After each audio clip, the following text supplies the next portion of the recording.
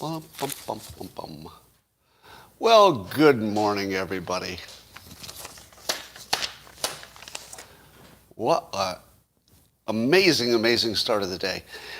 It turns out that you woke up today thinking, well, today might be a good day, it might be a bad day, but surprise, it's an amazing day because you made it here to the Simultaneous Sip. And some of you are prepared, some of you are scurrying now to grab your cup and your beverage. But while you're doing that, let me give you the introduction, the thing that makes everything better. It's called the Simultaneous Sip. A cup or a mug or a glass, that's all you need. A tankard, chalice, a stein, a canteen, jug, a flask, a vessel of any kind. Fill it with your favorite liquid. I like coffee. And join me now for the unparalleled pleasure, the dopamine hit of the day, the thing that makes everything better, the thing that connects us across space and time. It's called the Simultaneous Sip, and it's going to take your antibodies to a whole new level. Watch this. Go.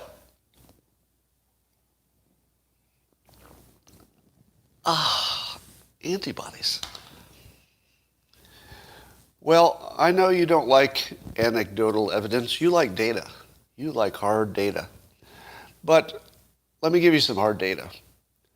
Nobody has ever died of COVID while taking the Simultaneous Sip. You can fact check me on that. 0 people out of 7.8 billion people on this earth, not a single one of them has died of COVID while doing the Simultaneous Sip. None. Not a single one. Do you think that's coincidence or causation? Clearly causation. Clearly. Because we know how to analyze things. Well, in the news, Elon Musk, his personal net worth is now more than ExxonMobil. His personal net worth. No, not the value of Tesla.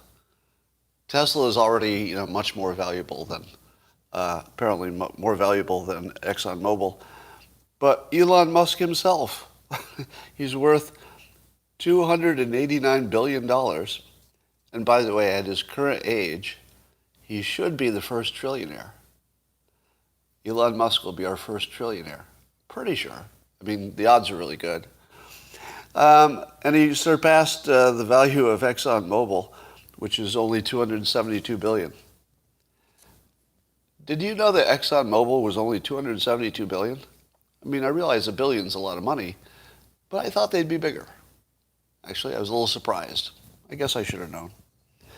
Well, Dave Chappelle addressed the issue with the trans community and the dust-up he's having with his Netflix special. And he had this quite clever thing to say. He said that the trans employees and the LGBTQT employees at NetSafe, they say what they want is a safe working environment. A safe working environment. Don't we all? Don't we all, and don't we want that for everyone? Of course. We all want a safe working environment. That's a good thing to ask for. And we certainly want it for the trans community. But as Dave Chappelle cleverly points out, he's the only one who can't safely go to work at Netflix. Now, he doesn't exactly work for Netflix anymore. At least he's not doing any more specials that we know of. But literally, he's the only person who isn't safe at work. That's a pretty good comment. But I'd like to add on to it because I think it was a good social commentary. But if I could extend it a little bit, Dave Chappelle might in fact not be terribly safe if he worked at Netflix because of the anger with the trans and LGBTQ community, I guess. But if I, as a white man, worked for Netflix, but let's not make it about Netflix. Let's just make it generic. A Fortune 500 company. Who would do better at the Fortune 500 company? Let's say equal amount of talent and experience. Dave Chappelle or me?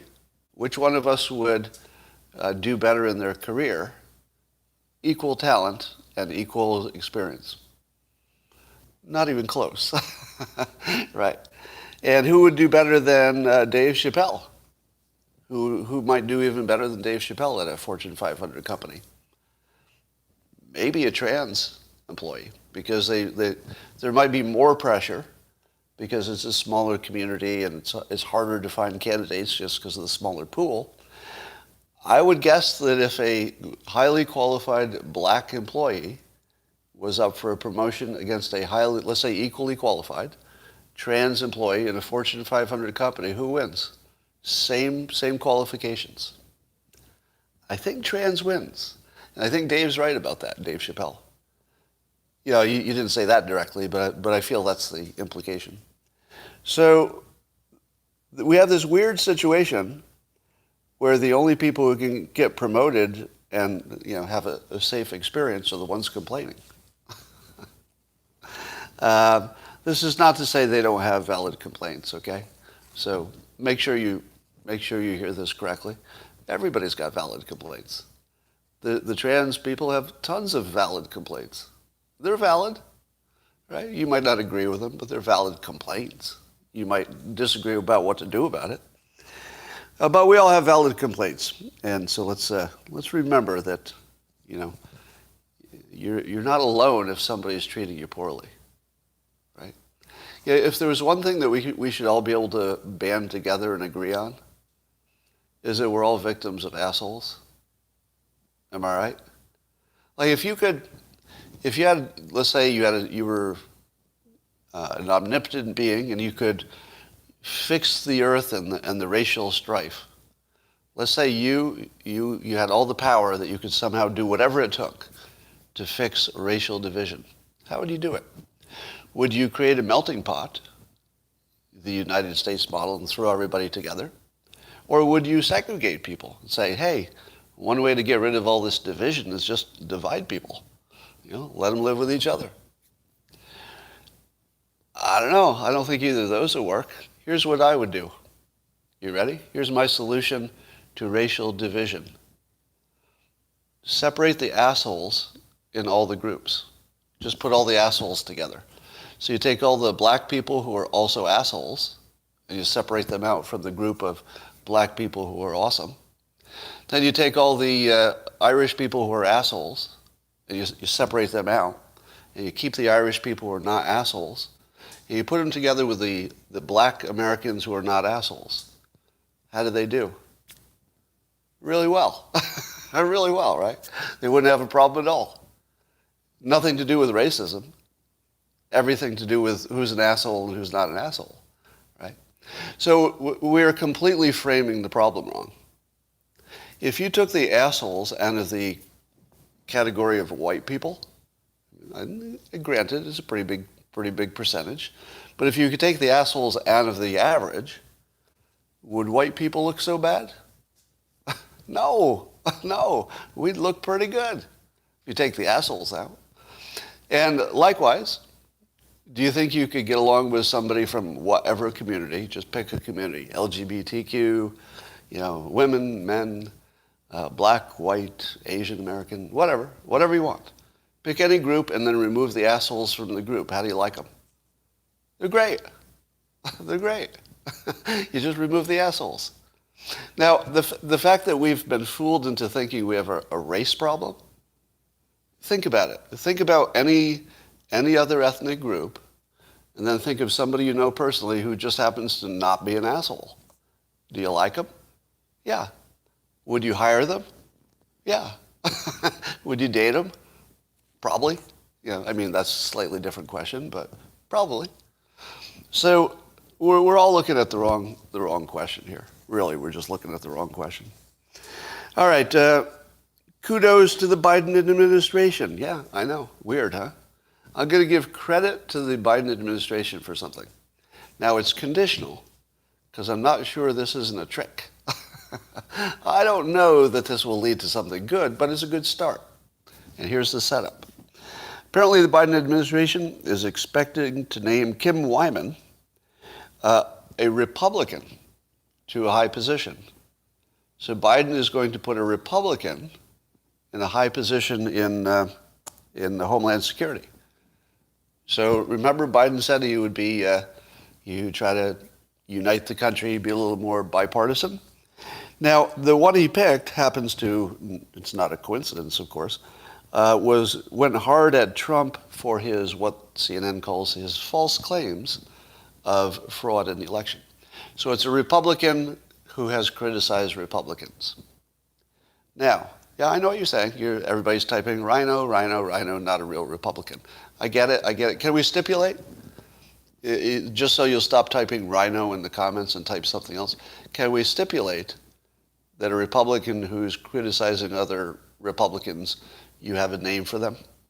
You don't have to just keep printing it over and over again in the comments. Just print anything else.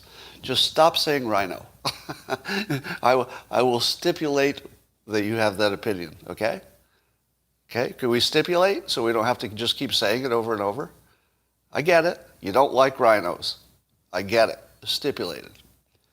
But who is more likely to criticize both Republicans and Democrats? Do you think a rhino doesn't criticize Democrats? Of course they do. The rhino is going to criticize Democrats, but also Republicans. I know you don't like that. And in some cases, you say, oh, they don't have the right views. Man, you do not like people who go against your team, do you? The Republicans on here are just going frickin' nuts. Let me finish my point and see what you think, okay? Now, if your choice was to put a pure Democrat in the job, would that be better or worse than picking a rhino? Let me know. Better or worse? What's better or worse? The same. Somebody says the same. You think that a rhino would not criticize a Democrat? What would stop a rhino from criticizing a Democrat? Nothing, right? I think Biden actually picked the one kind of person who's definitely not a Republican in the classic way, but someone who has a pretty good chance of at least understanding the argument on two sides. I think that's a reasonable step. But anyway, this person will be in charge of protecting future elections, so being a resource to the states to help them prevent being hacked specifically. So her job is to keep foreign interference out of the elections, and she would be a resource to the states. Now, is that good? All right. I'm a little disappointed in you, honestly. I'm a little disappointed in the audience. I have to admit. I can't hide it. If you don't understand the point that a rhino would criticize both sides, and you really think that a rhino is really just a Democrat, I mean, maybe. I mean, that could apply to somebody, I guess. But I don't think that's keen insight. I think you should be able to agree with me that a rhino could criticize both sides. Can I get that? Can I get that that a rhino would criticize both sides? Just that. You can say you don't like it for other reasons, but just that. All right. So some of you agree with it, and others say no. I think some of you think a rhino is somebody who's trying to destroy the Republican Party. Is that what you think? Do you think a rhino is somebody who's trying to destroy the party? Because I don't see that. I see it's somebody who likes them, just wants them to be a little different than they are. All right. So I think that whole rhino thing is just sort of a weird stimulant that just causes people to go nuts. Yeah. Oh, you know what it is? Maybe it's the uncanny valley. That if somebody's exactly like a Republican, and you're a Republican, you say, yeah, right on. That's exactly what I expected. But if somebody's like a Republican, but not quite, the rhino thing, well, they're like one, but not quite. Does it cause revulsion? Like the uncanny valley? If you've never heard of the phrase uncanny valley, just Google it separately. It's kind of a cool concept to know. It's about how robots become grotesque when they get close to looking exactly like people, but not quite exactly. They're just close to exact. And they become disgusting like zombies. They just, you see somebody who's almost a person, you're like, what the hell's wrong? Maybe that's what it is with the rhinos. They're almost Republicans, but what is wrong with them? It might be something like that. Anyway, I'm going to withhold my criticism because if the job of this rhino, you call her, is to protect foreign elections or elections from foreign interference, is there any way to do that without knowing that you can also fully audit the election. So here's my stand. Anything short of an explicit effort to make all elections instantly auditable, so you can track your vote individually all the way through, anything but that is not good enough. Not good enough, because you would never know if any influence happened. Now, influence may be beyond just vote counting, right? It could cause you to vote the way you do. That's a separate question. But somebody's got to be in charge of making sure the elections are instantly auditable. And if this Kim Wyman is not that person, then this is a complete failure. Complete failure by the Biden administration. I mean, it's good that they have a resource to help against hacking, but it's not even close to what the job requires. The job requires that we have at least an explicit goal. Now, I get that the states have control of the elections, right? I will stipulate that the states have control of the elections. But somebody, maybe the federal government, should say the objective is to be fully auditable and fairly instantly. That should at least be the objective, even if the states say we can't get there, or we need resources to do it, or we don't want to do it for one reason or not. At the very least, it should be the objective, right? So I'm going to say it's a small step in slightly the right direction, and I'll give them credit for that. But I don't see evidence that it's anywhere near enough. Rhinos have no natural predators. That's interesting. Somebody says that's not the goal. It's my goal. It's my goal. It should be your goal, right? Is there anything? All right, a rhino criticizes the GOP for the wrong things. But that's just an opinion that it's the wrong things, right? I mean, they just have a different opinion. You don't need to argue with me that you disagree with a rhino. I mean, there's nothing there. I get it. You disagree with them. There's nothing else to be said about it, really. It's not interesting in any way. All right. So Saturday Night Live. How many people saw Saturday Night Live with Jason Sudeikis roasting Biden? Did anybody see that? Because it felt like a change in tone, didn't it? Did it look to you like SNL just said, "Oh, hell, we just can't ignore this anymore. Biden's a train wreck"? It looked like they went at him pretty hard. They went after his sniffing. They went after his decline. You know, how he used to be all energetic, and now there's not much left of him. I thought it was pretty brutal. Now, are you surprised? Because, you know, you've seen that CNN has started to move against him. You've seen Biden's poll numbers are crashing. CNN feels like one of the last holdouts, doesn't it? Like if you could get SNL to say, all right, you know, we had good hopes, but it didn't work out, which is, somebody says that they went after him very soft. It was gentle in a sense, but they hit all the points. It did seem like there was a gentle edge to it. You're right about that. But they did hit all the points. They did get his mental decline. They did get, you know, his craziness. Who's Zhao Baideng? Who is that? Sounds like there's something good that I don't know about. Anyway, the Wall Street Journal has also sounded the alarm, the editorial board. So it's not just an article. The editorial board of the Wall Street Journal basically said we have to stop ignoring the fact that Biden is incompetent. Like, you know, mentally incompetent, not just bad at his job. That's a pretty big deal. So now SNL has basically just put it out there. And now the Wall Street Journal editorial board basically just reports it like an obvious fact. You don't even need the medical examination. It's just sort of obvious now. That's pretty amazing. And I would love to ask people privately who were big supporters of Biden if they got what they wanted. I would love. Has anybody had that conversation privately? Has anybody had a private conversation, because you act differently in public, but has anybody had a private conversation with a Democrat who is regretting their choice? Because people tend to have cognitive dissonance and say they were right even if they were wrong. Yeah, you don't see much of it. Look how little there is. You'd expect there to be a lot of it because the poll numbers are plunging, right? So therefore, there should be a lot of people who change their minds. But you can't find them. Yeah. Oh, here's some.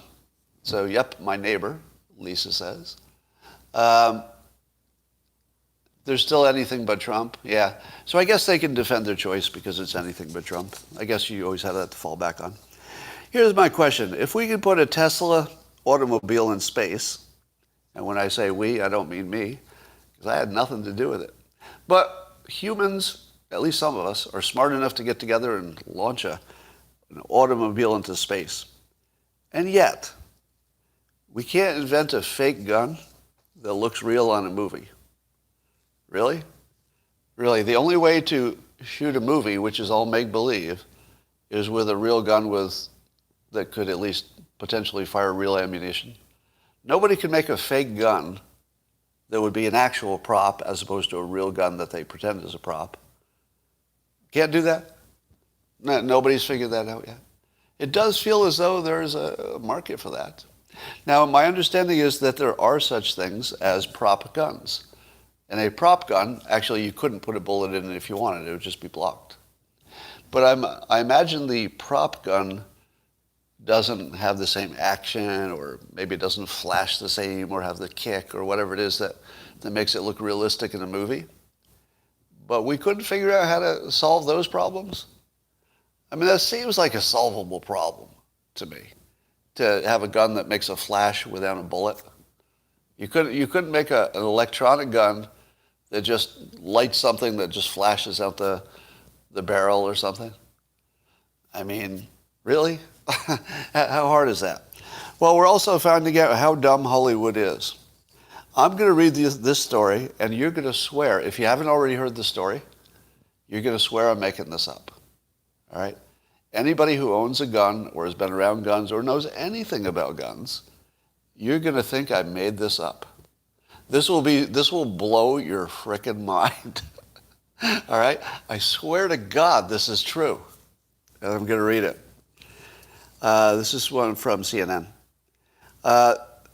There's this pastime that crew members sometimes do, and this is coming from somebody who knows that world, somebody named Waxman.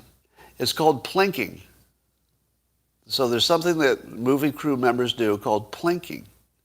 And they go out into rural areas and they shoot at beer cans. This is with live ammunition. In other words, they take the guns that are used for the movie, they take them to somewhere in a rural area, they replace the blanks with real bullets, and then they shoot at targets, and then they return the gun. I'm not making that up. They actually do that. Now, everybody who's had gun training, hold on to the top of your head, because it's coming off. It's coming off, isn't it? Okay, the top of my head. Honestly, can you think of anything dumber? If you were going to teach a class in gun safety, can you imagine a better anecdote of bad behavior? Now, I know what the movie people are going to say. They're going to say, Scott, there's somebody in charge of checking all the guns before they're handed to an actor. I mean, it's not like a live round is still going to be in the chamber. Scott, you fool. That's why we hire somebody. We hire somebody just for that job, to make sure that gun is safe before it gets handed to an actor.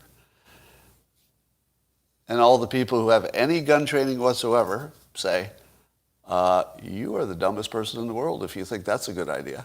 Because now you've taken the failure point and you put it on one person who's underpaid and may not be paying attention, might come in with a hangover that day, and lives would be at stake for somebody just to skip a step or something. You would never, ever put a live round in a gun that's going to be used in a movie, no matter how sure you were that you were going to remove it. This gets me to a related topic. So I've had a side conversation with somebody who works on movie sets a lot, is often on movie sets, it's his job, and is arguing on the internet and can't understand why people don't get his argument.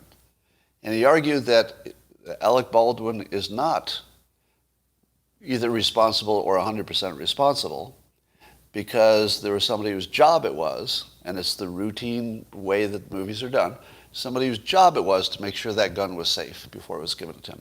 And therefore, the people who are saying that Alec Baldwin is fully responsible don't understand, because clearly it was somebody else's responsibility, and the whole point was to keep the actor just as an actor and not have to worry about this stuff.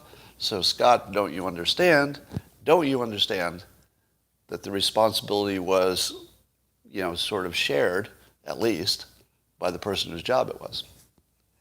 Here's my counter argument. You ready? There's no such thing as one kind of responsibility. And as soon as you imagine that there's one thing called responsibility and it can be defined one way, well, you're lost, because there's nothing like that. There's legal responsibility, which has a standard. There's financial responsibility, which might be different than the legal responsibility. Could be the same, but could be different. Then there's what I would call common sense responsibility. It has nothing to do with the law or anything else. It's just what makes sense to you. Like as an ordinary person, what makes sense? And then there's gun responsibility. Back me on this, gun owners. So the rest of you who are not maybe trained in firearms, look to the comments of the people who are and see if you agree with this statement. Gun responsibility is absolute. It's absolute. So there's no such thing as sharing it. It's absolute. And it's absolute for everybody who touches it. In other words, the gun owner, or the person who has it in their hand, let's say, the person who has it in their hand is 100% responsible for what happens. 100%. Even if the person who gave it to him is also 100% responsible. So gun ownership is the only situation in which the responsibility can add up to over 100%. Am I right? Which is illogical, right? Because responsibility can't add up to 100%. But let me say it again. It does. Because gun owners don't fuck around when it comes to safety, right? There are absolutes. And when you're trying to argue with a gun owner, but don't you get that the system was that this other person takes responsibility? Both people had agreed. Alec Baldwin knew that. The person responsible knew it. They had agreed that it was her responsibility. So therefore, no. Blah, blah, blah, blah, blah. Blah, blah, blah, your reasons. Nobody wants your reasons.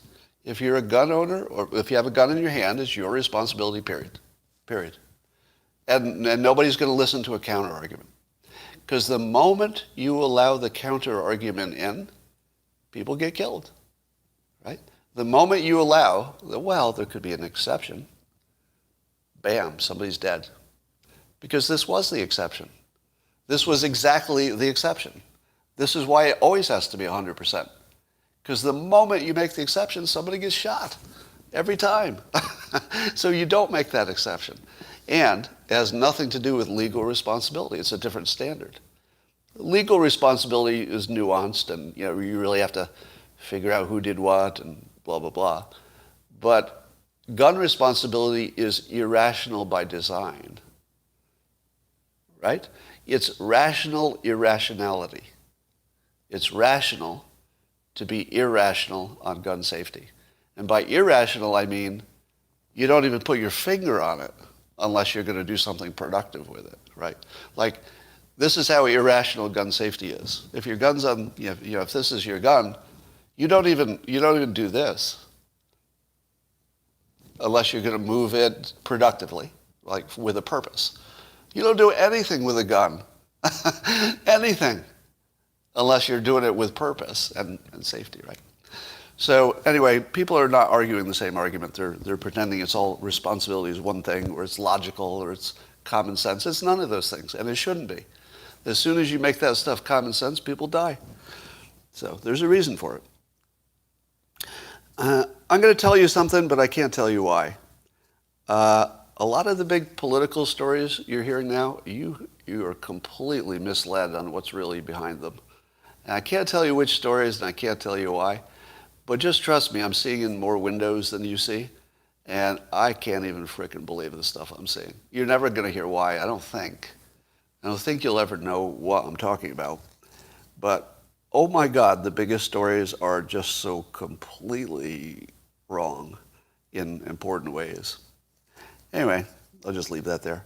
CNN keeps dumping on Facebook, and I'm loving it. CNN's attacked from the left and the right. So CNN is attacking Facebook for not censoring enough. And their examples would be, January 6th, for example. They didn't censor enough, so it caused people to organize and do bad stuff.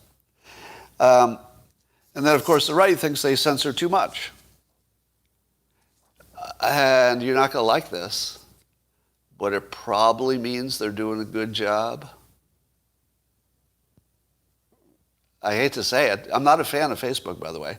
I don't use it. I think it should go away. I just don't like anything about Facebook, honestly. So I'm not a fan. But if you see that Facebook is being criticized for being not censorious enough, at the same time they're being criticized for being too censorious. Is that a word? Censorious? Censoring too much? I would think that's kind of where you need to be. How could they possibly have both sides happy about that? Does anybody think there's something they could do that would make both sides happy? I don't know that that's even an option. Now, I'm not saying they're doing it the way I would do it or that it's flaw-free. Clearly, there are flaws. But it looks to be the kind of flaws that you would expect in a free system, right? Civilization has flaws, but we like to be civilized. Capitalism has flaws, but it's still pretty good compared to the alternatives. Democracy and the republic and all that, lots and lots of flaws, but nobody's figured out a better thing to do. Facebook is starting to feel like democracy. It's a terrible system that we can't figure out a better one. Now, I'm not supporting any decision they made, and I'm not going to criticize any specific thing today. I'm just saying that I wouldn't want one side to be happy with Facebook and the other side to be unhappy. Would you? Tell me, would you want one side to be happy and the other side to be unhappy? No matter which side was happy. I wouldn't. That feels like a very unhealthy situation. The healthiest situation is exactly what we have. Everybody's mad at Facebook all the time. I hate to say it, but that's literally the healthiest situation. Everybody mad at Facebook all the time. All right. So what else we got going on here? There's a reason that I follow Michael Malus on Twitter. If you don't follow Michael Malus, and he's at Michael Malus, just his names put together. Here's why. I'm going to read you one of his tweets, and you'll know why I follow him, okay? Just one tweet. He tweeted today, or it might have been yesterday, "I wonder when Alec Baldwin will resume shooting." And that's why I follow Michael Malus. Maybe you should too. Now, a little more explanation. I've talked before how there are some humorists such as Norm Macdonald, who, if you don't understand his humor, you don't realize that the joke is always on the audience. So sometimes he's just joking, but lots of times the joke is about how the audience is responding. Now, Dave Chappelle sometimes does the same thing. Dave Chappelle is operating at that that high level, so that he's telling jokes, but also it's sort of about your reaction to the jokes too, right? And You have to understand that Michael Malus is also about your reaction, right? So don't automatically jump to imagine he's a monster because he says things that get you wound up.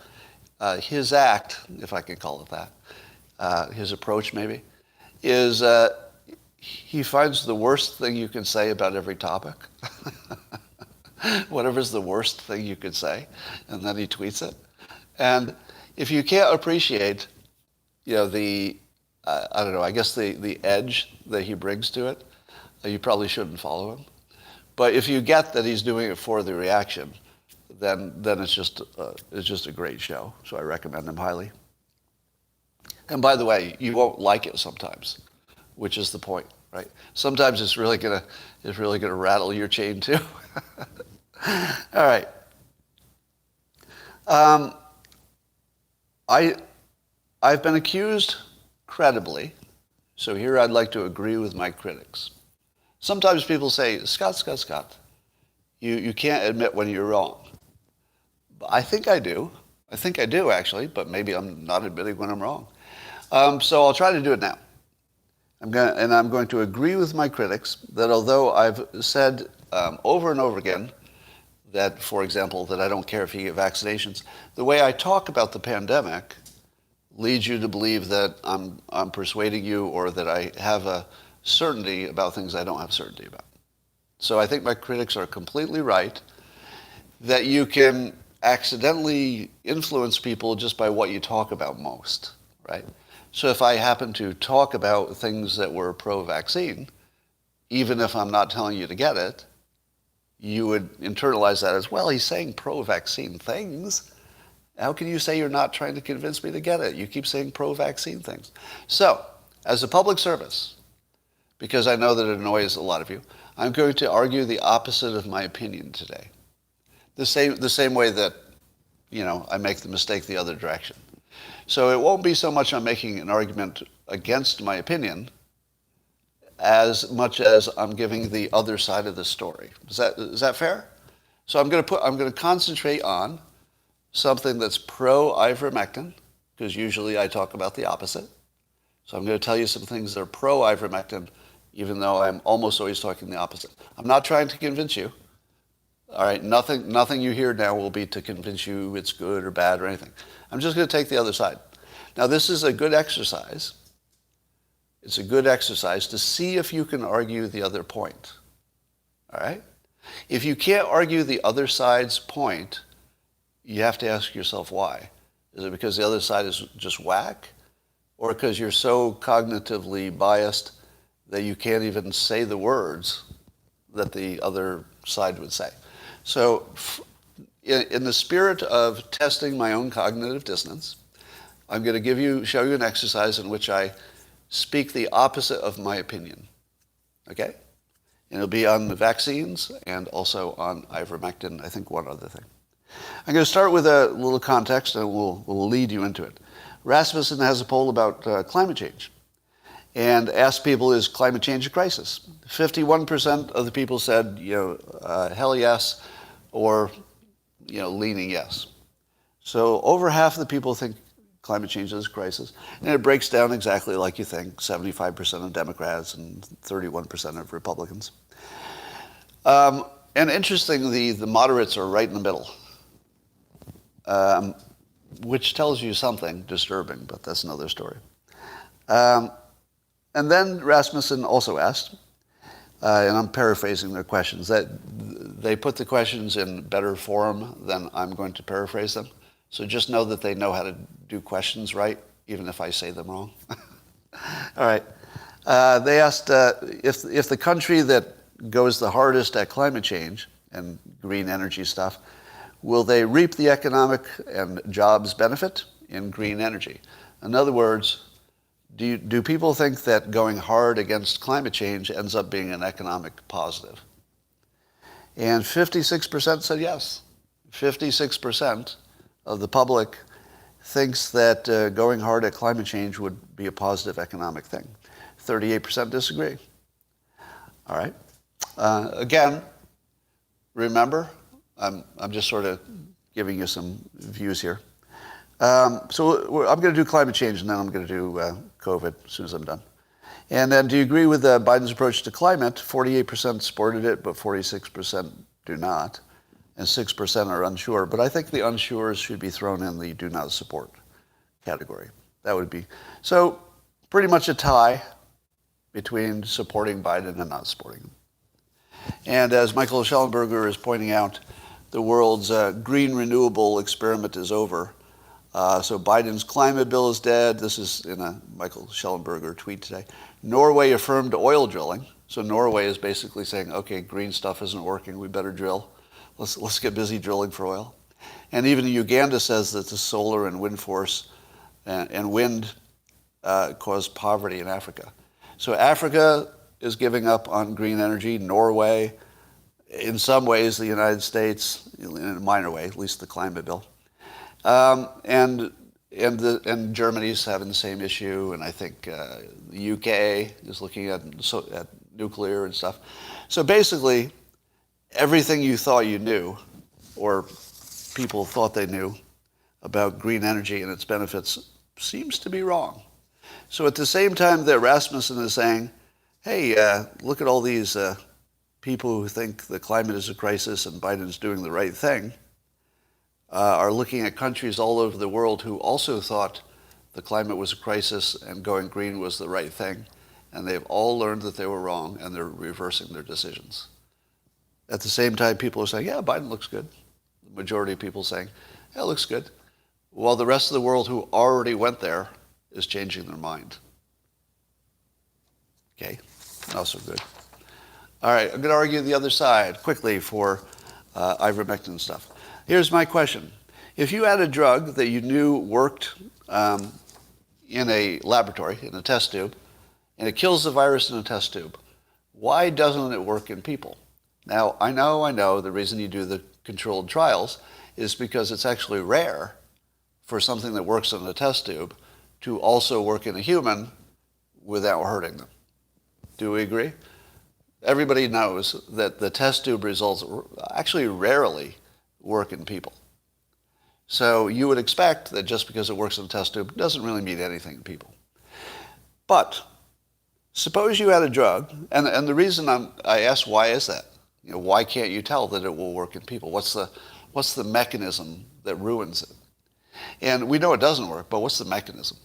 And I heard a number of smart people say, well, the body rapidly breaks down chemicals. So whatever you put into a body, as soon as it interacts with your blood and your hormones and everything, it might break it down. And so the effectiveness you saw in the test tube could get just destroyed by the body. Makes sense. But suppose you have the special case that the drug you're testing is already known not to break down in the body. Let's take ivermectin as my example, right? Now remember, I'm not promoting ivermectin as working because I don't have any idea. I'm just arguing the other side to see if I can do it. Ivermectin, we know, doesn't break down in the body so much that it doesn't work for what it was invented for. So we know that the body seems to keep ivermectin intact long enough to work against its original purpose, as a dewormer for horses, for example, but in humans as well, originally created for humans. So if you know it's not going to break down, and you know it kills a virus in a test tube, can you really, and you know what parts of the body it gets into? Presumably you could find out, it wouldn't be hard, I imagine. Take some blood from a person and say, okay, there's the coronavirus, it's right there in the blood. Then you give them some ivermectin, and you test their blood again, and you go, okay, their blood has ivermectin, and it also has coronavirus. Do they both exist in the blood at the same time? And are you telling me that if you put something that doesn't break down, because we know it doesn't break down for its other purposes, now it doesn't mean it doesn't break down for this purpose, right? It could break down in a specific way that luckily doesn't matter to one purpose but matters to the other, right? So there's all kinds of possibilities. But wouldn't you expect it to work more often than not? As long as the drug itself doesn't change too much in the body and it lasts a little while. If your blood, let me ask the question this way.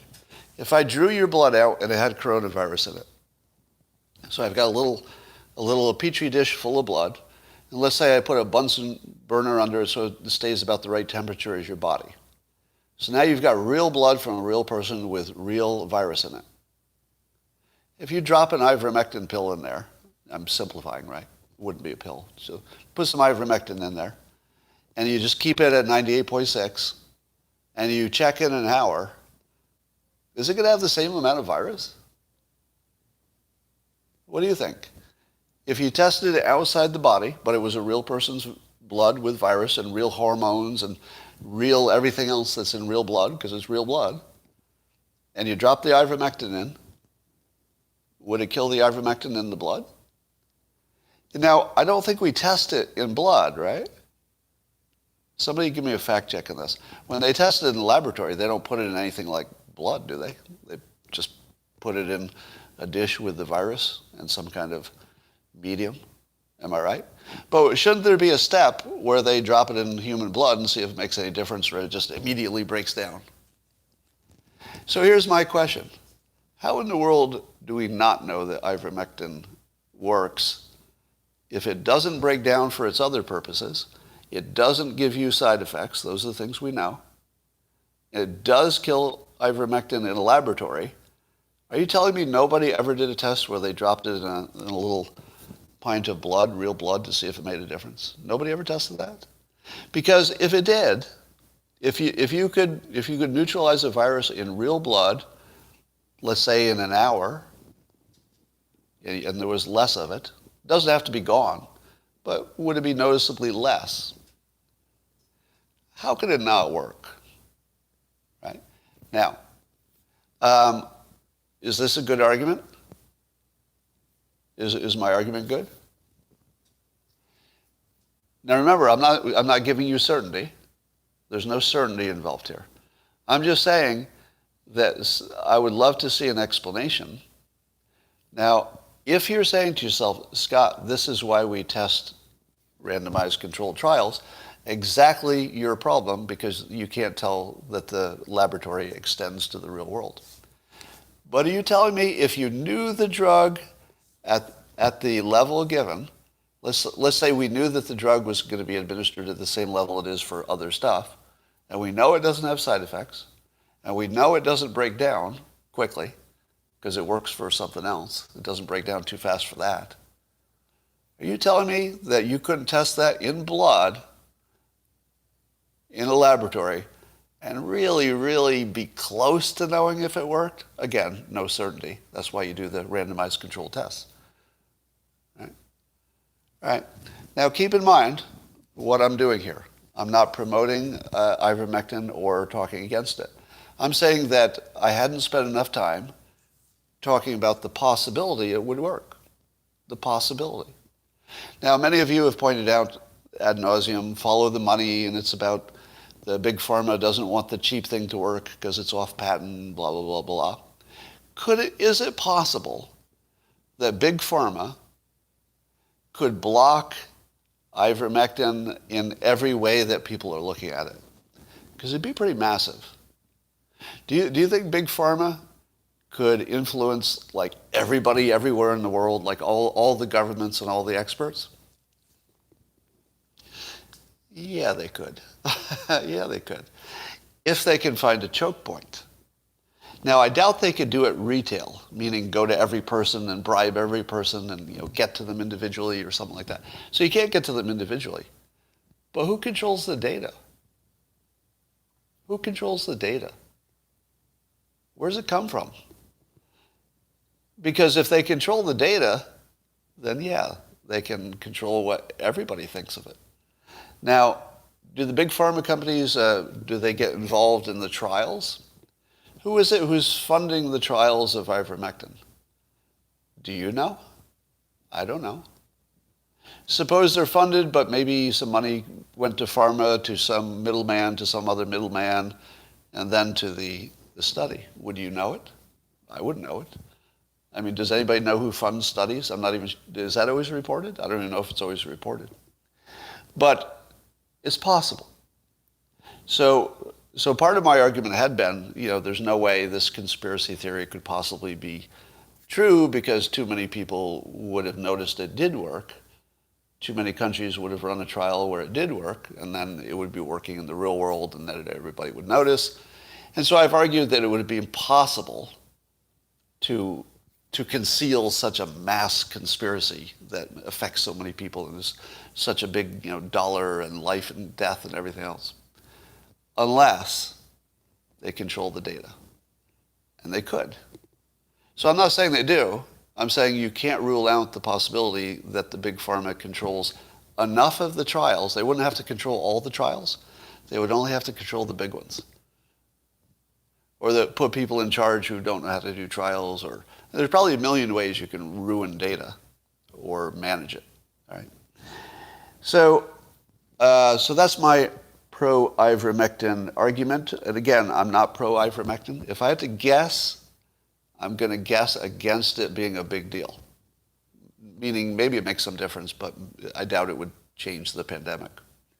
So that's where my opinion is. But I haven't spent enough time talking the other side, so there you go.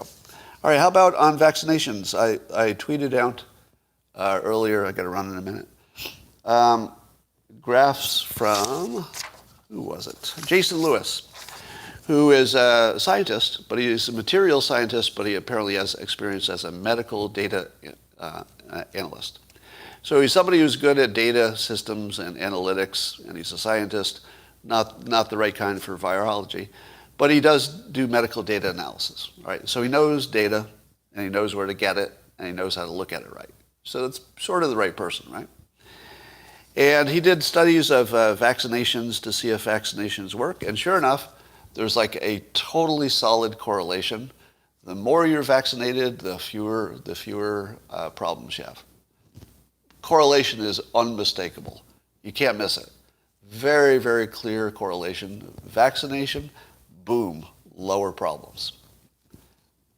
But turns out there's a little bit of a surprise involved in the data, which is that the infections turn down before the vaccinations, pretty reliably.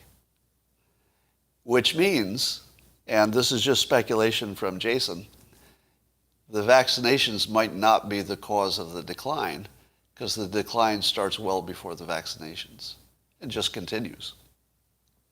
And he suggests people, you've got a lot of problems. And by then you've already masked up and put on and done social isolation. Remember, I'm not arguing my point of view, right? If you're joining late, this is not my point of view. I'm just trying to give the opposite point of view of what I usually do to show that I can do it, okay? So he's got a suggestion that the vaccinations might not make any difference. And the masking and the social distances might make a lot of difference. Not concluding, that's not a conclusion. It's just somebody who's really good looking at the numbers said the numbers don't explain why the dip comes well before the vaccinations. Right? So there is at least one person who's good with data who says the data is, I think he used the word agnostic about whether the vaccinations work. Think about that. That here's somebody who's really good with data, and he's using public data, so you can check his sources, I guess. And he says it doesn't make the case. It doesn't not make the case, but it doesn't make the case, because the dip starts before the vaccinations. All right? Now, again, personally, I think, if I had to guess, I think there's slightly more chance, or maybe a lot more chance, that the vaccinations work. I got vaccinated. I don't recommend you do, because there is some doubt, right? If I told you I'm certain I made the right decision, I'd just be an idiot. If I told you I was certain you made the right decision, I'd be a bigger idiot. Nobody can be certain about this stuff. So just for balance, I show you the argument on the other side. Now, since you also don't believe, many of you, that masks and distancing work, you probably don't buy his alternative explanation, but it does suggest that there's something in the data we don't understand. That's probably the only thing you can conclude. The only thing you know for sure is there's something you don't understand. not necessarily that vaccinations are not going to work. All right. How many anecdotal reports have you seen of somebody who forgot to get vaccinated or didn't get vaccinated and they died? A lot, right? CNN used to do one every day. Every day. Didn't get vaccinated, I'm dying. Didn't get vaccinated, I wish I had. Didn't get vaccinated. Where are all the anecdotal reports of people who took ivermectin early when they first got symptoms and died anyway? Not horse dewormer and not overdosing on horse dewormer. But where are the reports of even one person, just one, who took ivermectin early and then died anyway? And didn't take anything else, just ivermectin, and died anyway. Not one? Because CNN is pushing pretty hard on this anecdotal persuasion. They can't find one person who took the ivermectin and then died anyway. Now, again, I'll remind you, if you're coming here late, I'm not pro-ivermectin. My personal opinion is that we'll probably find out it's weak or doesn't make much difference. But isn't it a fair question why we haven't seen one example of what the news tells us is true? The news tells us it doesn't work. Probably there are, I don't know, tens of thousands of people using it anyway. You've got a lot of people that you can look at and ask yourself, all right, did any of them die? Now you can say, okay, that's what the trials are. The trials sort of sum it up, but where's that one person? I get that the trials show that some people died even on ivermectin. That must be true. But where's the anecdotal story? Because they want to give it to you because they want you to hear that anecdotal story. Where is it? All right. I also asked the question, is it unethical to test a new therapeutic? Because if we know Regeneron works, which we do, how can you not give it to somebody who has COVID? How can you give somebody some new therapeutic that you're testing without also giving them Regeneron? Because if you don't give them Regeneron, they might die. So ethically, can you do a test of another therapeutic once you have one that works? I don't know that you can. All right. Adam Dopamine had an interesting tweet. Listen to this tweet all the way to the last word. Listen to it all the way to the last word. Adam says, the dog not barking. It's been 10 weeks since Pfizer was fully FDA approved, to much fanfare. Moderna still not approved, even though the emergency authorization was granted only 1 week apart from Pfizer. Really raises concern that there is something wrong with the Moderna's lobbyists. Good tweet. There's something wrong with the Moderna's lobbyists. That is a well-constructed tweet. Ladies and gentlemen, this is my show. I must go now. I hope that I have satisfied some of my critics in the limited sense that I can give you an argument for the other side. Doesn't mean it's right, but I think I gave you an argument that at least has a little bit of weight on the other side. Wouldn't you agree? Good. Thank you. Some of you were liking it. I've got to run. I wish I could stay longer, but it's been a treat to be with you